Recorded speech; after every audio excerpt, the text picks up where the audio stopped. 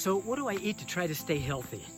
Well, just about probably four or five mornings out of a week, I will eat a smoothie, drink a smoothie, and that smoothie has fresh kale and spinach and maybe a beet, and sometimes I'll pour carrot juice, homemade carrot juice in there, but most of the time I'll add almond milk that I make myself and water, and then I'll also include things to make it taste better.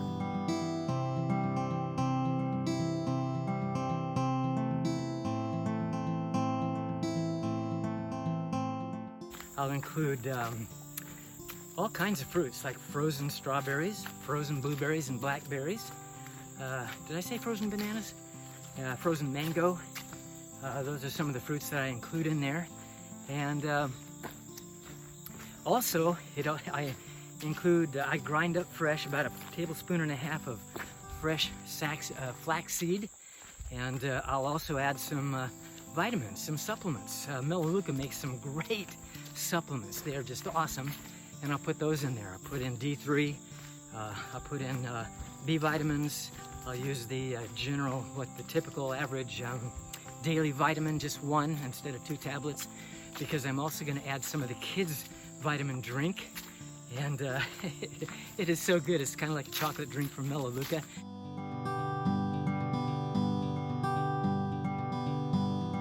And I'll add that in there for flavor. I'll also add a little thing of, they call it Activate C. It's got zinc and other kinds of things in the vitamin package.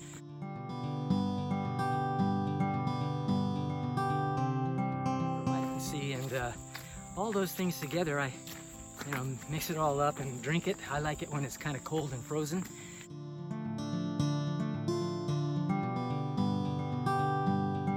I'm going uphill here. Don't know that you can tell that, but that's what I do and then for the last 2.5 years, I've been on a whole food plant-based diet. I think that has a lot to do with it. Boy, there's a big story there that I should tell you sometime. I think I told it in another video where I did this trail. But there are ways to keep yourself healthy. I've exercised and stayed active all my life. I've done the assault on Mount Mitchell 8 years in a row. That's a 100-mile bike ride from the center of Spartanburg to the top of the highest mountain on the East Coast. First time I did that, I promised myself I would never do that again. And I went back 7 more years.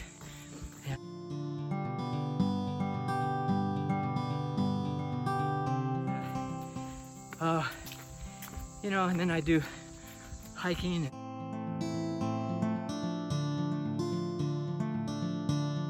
Biking and all things like that. Just to stay active, just to try to keep my body going and feed it good. Mind you, I love ice cream, I love sugar, I love candy, but I really had to knock back on that stuff. And when I went to a whole food plant-based diet,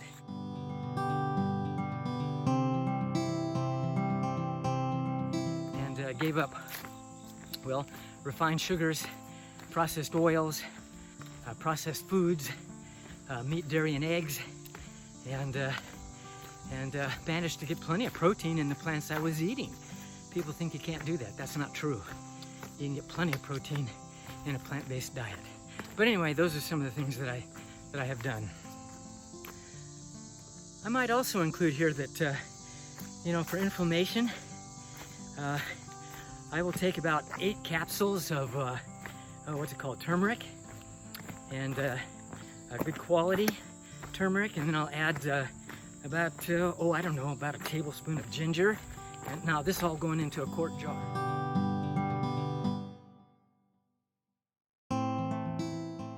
And add some, cloves, a little bit of clove powder, and then I'll add Activate C, the vitamin C, and